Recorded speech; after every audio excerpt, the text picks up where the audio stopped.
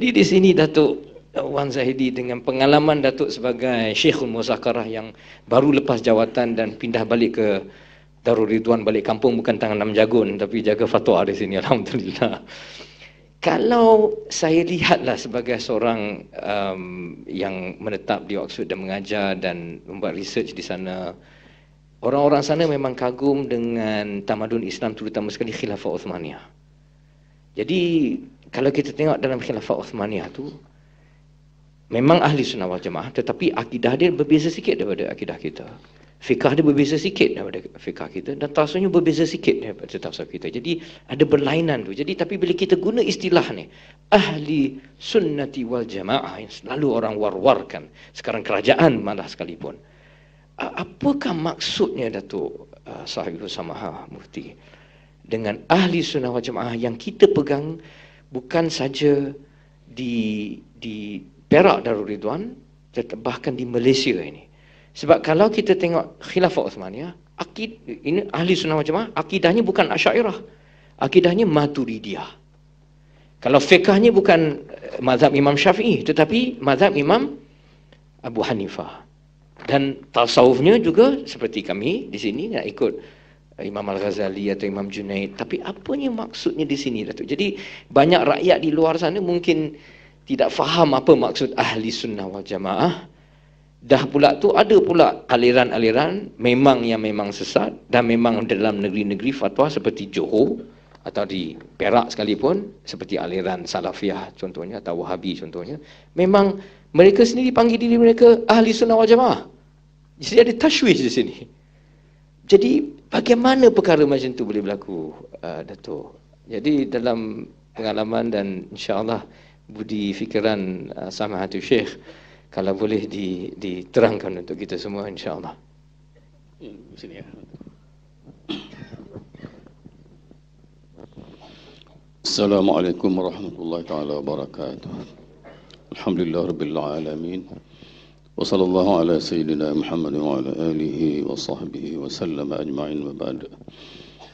Yang Ustaz Al-Akhul Fadil Dr. Atiki sebagai moderator, sahabat samah Datuk Logado, sahabat samah yang ma'arif, seterusnya hadirin hadirat yang hadir pada petang ini, alhamdulillah. Sebenarnya yang ditanyakan itu sebenarnya gelaran ahli sunnah wal jamaah ini kita ambil daripada hadis sebenarnya. Kalau kita baca dalam akidah tahawiyah, karena masyhur satu hadis yang diriwayatkan oleh Rasulullah bahawa umat baginda ini akan berpecah lebih pada 70. Dan satu saja yang agak selamat, panggil al-firqah al-najiyah. Jadi bila ditanya apakah al-firqatun najiyah itu, maka Rasulullah menjawab, ma ana alaihi wa ashabi. Ma ana alaihi itu sunnah, ma ana alaihi itu sunnah. Wa ashabi itu adalah jamaah sahabat. Sebab kalau sunnah saja semua klaim sunnah, oleh sebab itu kita perlu kepada ijma'us sahabah.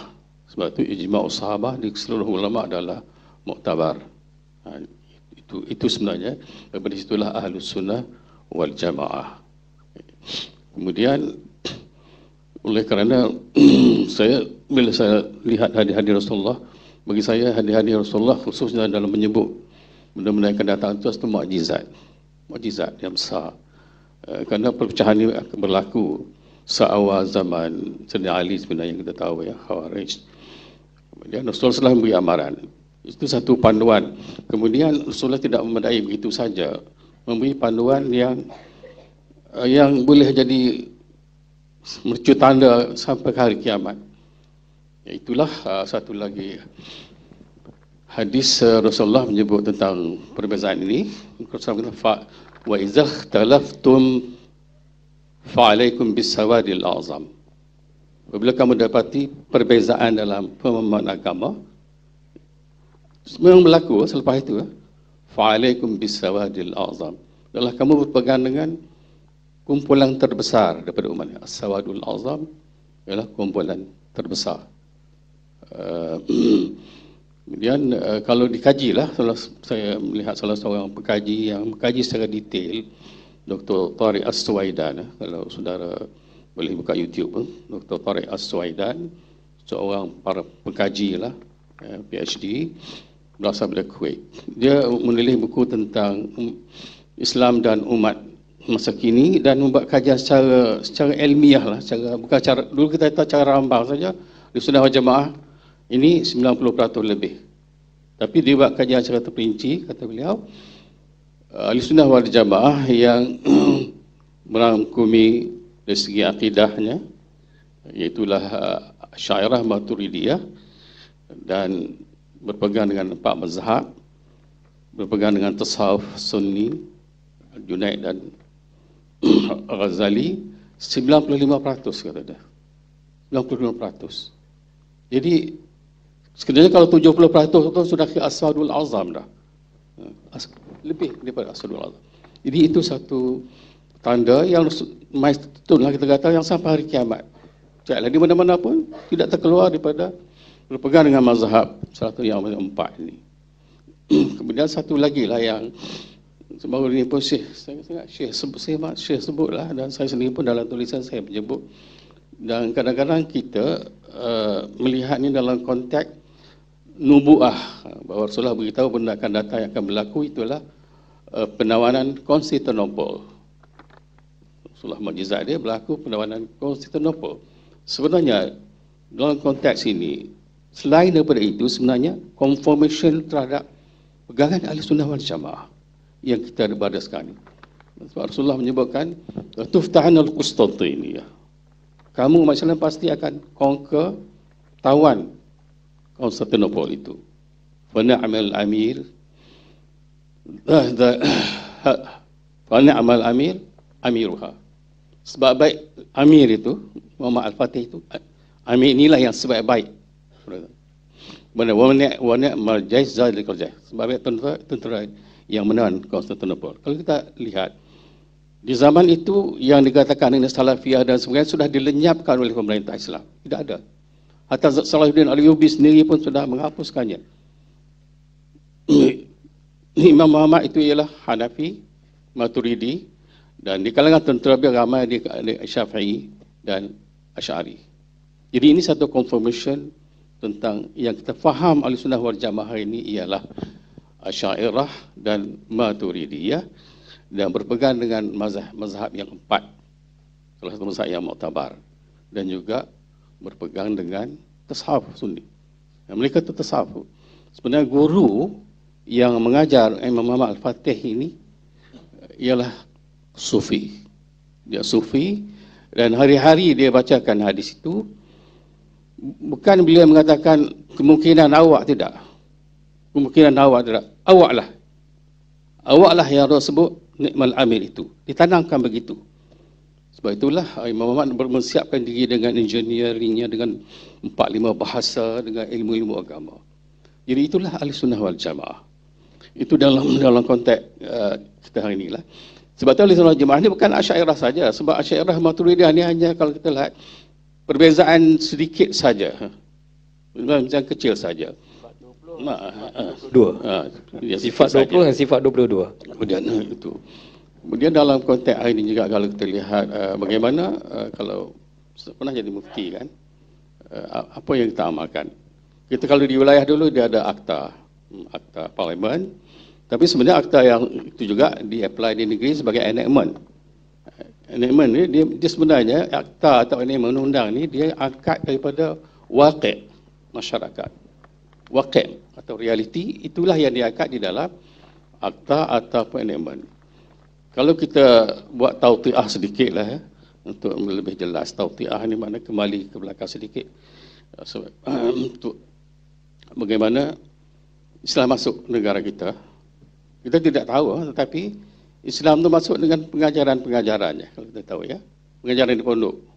Sebenarnya kita mau nilai petani, kita lihat awal-awal di petani lah, pondok-pondok, lepas tu merebak ke Kedah dan Kelantan. Jadi mazhabnya Syafi'i ya. Kitab Syafi'i yang diajarkan dan juga akidahnya Asy'ari ya, dan mazhab Syafi'i. Dan sifat 20 lah yang diajarkan. Kemudian Kalau kita lihat juga, walaupun mereka dulu tak pernah, kita pergi Azhar dan belajar banyak mazhab, tetapi sebenarnya dalam mazhab Syafi'i pun kalau kita lihat, kalau di pondok sendiri, saya ada pengalaman di pondok, memang kitab fiqh tu Syafi'i, tapi kalau mereka yang rendah, Fathul Qari, Fathul Mu'im tu, kalau matannya tu tak ada sentuh mazhab lain. Tapi cuba kalau kita pergi kepada yang lebih tinggi, Mughnil Muhtaj, itu sudah sebut aqwal lain dan mazhab lain sudah di situ. Misalnya kalau I'anatul Talibin, bilangan Jumaat sudah sebut 15 qaul.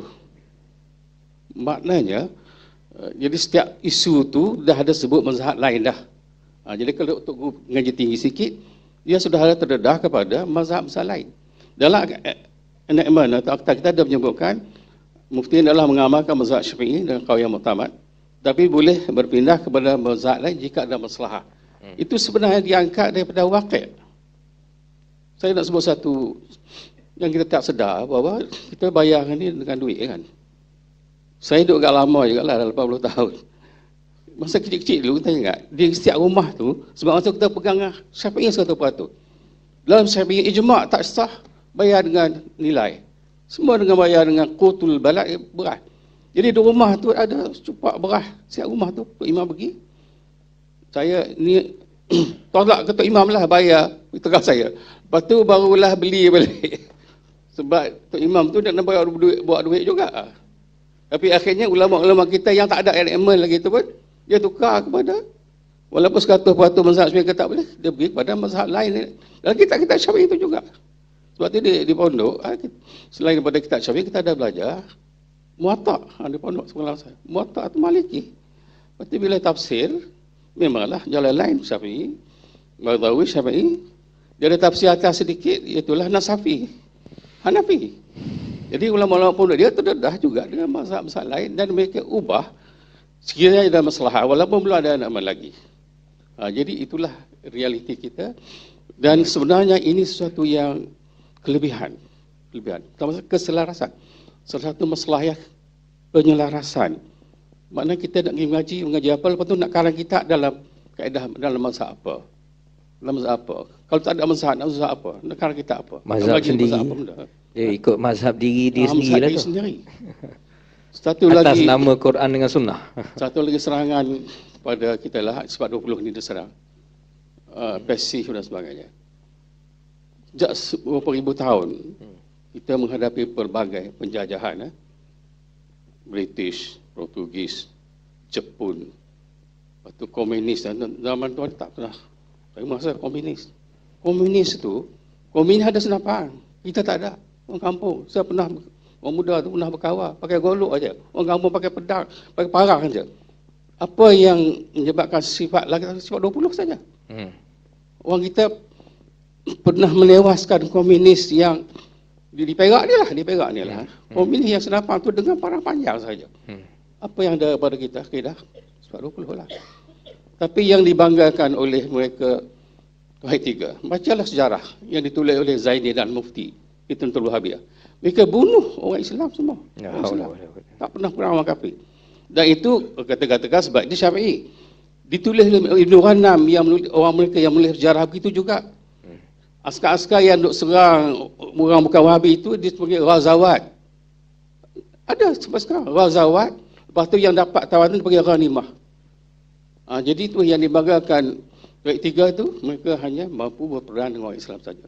Sedangkan saya nak sebut satu lagi lah yang baru ni kita bilang petani, iaitulah Syekh Samad Al-Palembani. Kita pergi tempat kubur dia, ada tempat dia berperang, syahid, dekat 100 orang. Sailus Salikin ada sampai sekarang. Dia alim besar, turun daripada Mekah untuk lawan Siam. Syahid, ada tempat dia, pergilah melawat. Dan kawasan katanya dekat 100 orang syahid. Sifat 20 saja. Jadi sifat 20 ini kita telah melawan pelbagai penjajahan. Maksud komunis tanpa senjata yang seimbang. Wahid Tiga apa? Masya Allah. Lawan diri sendiri. Bunuh orang Islam saja. Allahuakbar. Lawan orang kampung. Terima kasih Datuk Samahatul Syekh.